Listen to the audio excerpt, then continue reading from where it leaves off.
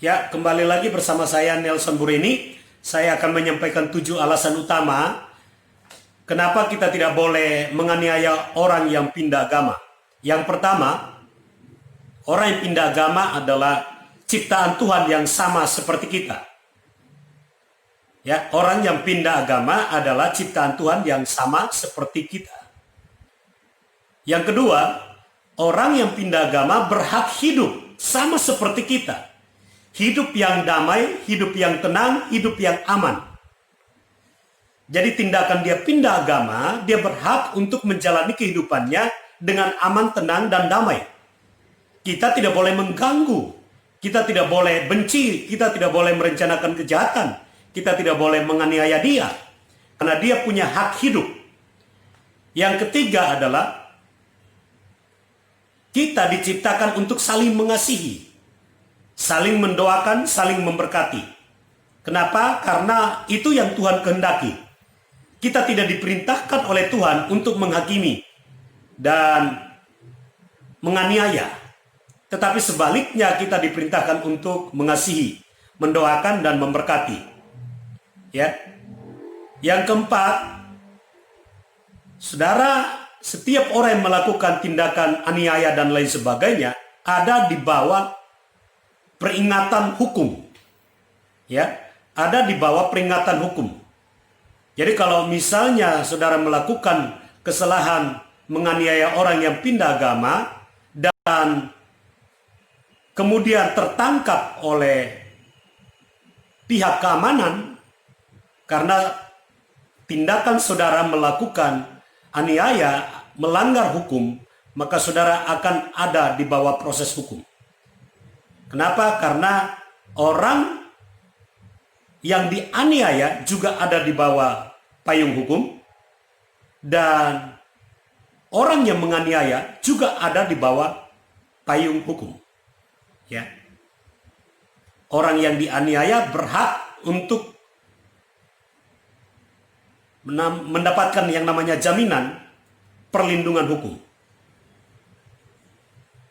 Jadi kita perlu paham akan hal itu supaya kita tidak semena-mena melakukan kesalahan terhadap orang lain. Yang kelima, orang yang pindah agama mengerti maksud dan tujuannya, mengapa dia pindah agama. Tentunya menurut pemahaman dia dan pertimbangan dia, menurut dia baik. Entah tindakan dia sepertinya tidak masuk akal, tidak sesuai dengan ajaran agama yang sebelumnya. Saudaraku yang terkasih, biarkan saja dia mengambil tindakan itu karena dia mengerti maksud dan tujuannya, risiko yang akan dihadapi. Mengapa? Karena dia juga adalah orang yang dewasa untuk tahu membedakan mana yang baik, mana yang jahat. Mungkin saudara berpikir bahwa agama yang sebelumnya yang dia anut memiliki jaminan yang baik, dan agama yang sementara atau yang sedang dia anut sekarang setelah dia pindah itu tidak ada jaminan yang baik. Itu pertimbangan saudara. Entah baik menurut Anda, menurut dia mungkin tidak baik, atau menurut dia agama yang lama tidak ada jaminan kepastian akan kekekalan, sehingga dia berhak untuk ambil sikap pindah agama. Jadi kalau dia ambil sikap pindah agama, biarkan saja.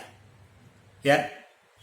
Yang keenam, jika orang itu berdosa karena pindah agama, maka akibat daripada dosanya akan dia alami di dunia ini dan di akhirat atau di neraka. Kalau betul-betul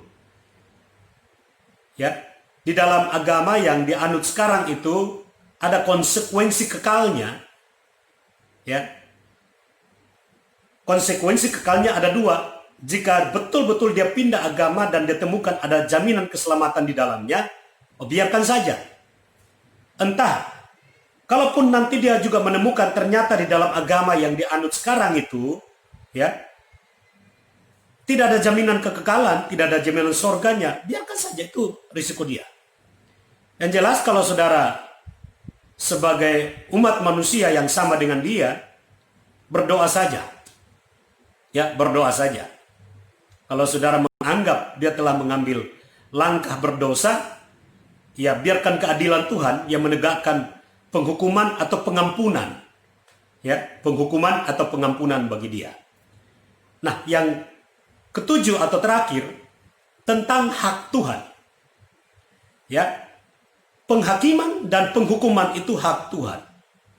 Jangan kita ambil posisi atau bagiannya Tuhan di dunia ini. Kita semua adalah manusia berdosa yang pantas dihakimi dan pantas dihukum oleh Tuhan Pencipta. Dan saudara perlu tahu bahwa penghakiman dan penghukuman itu yang kekal itu di pengadilan terakhir, bukan di dunia ini. Sekalipun kesalahan dilakukan oleh keluarga atau siapa saja yang pindah agama dan lain sebagainya, kita tidak boleh ambil hak Tuhan untuk menghakimi dengan menganiaya dan lain sebagainya. Haknya Tuhan menghukum. Ya, hukuman Tuhan sifatnya itu kekal di neraka.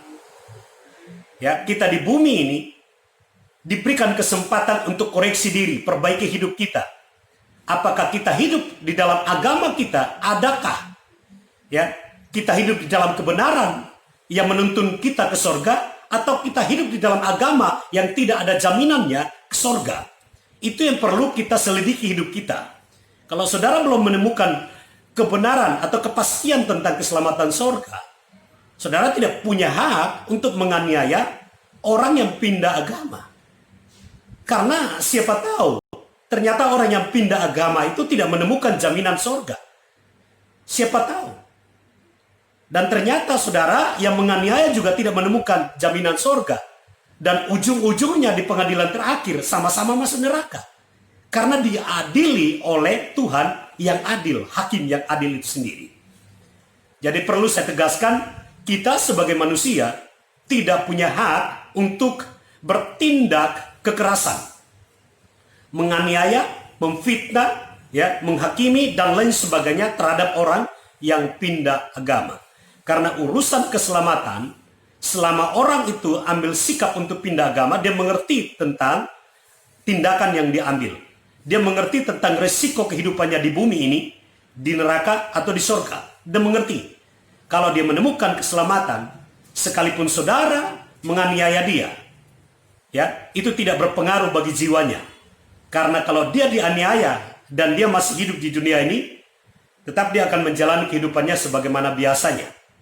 Tetapi kalau saudara menganiaya dia dan ternyata dia menemukan keselamatan, malah dia yang akan mati masuk surga. Saudara yang menganiaya belum tentu masuk surga. Jadi berhentilah untuk berpikir negatif, membenci, dan bertindak menganiaya orang yang pindah agama. Karena itu dosa di mata Tuhan. Ya, itu saja 7 pandangan dari saya tentang larangan kita tidak boleh menganiaya orang yang pindah agama. Tuhan berkati.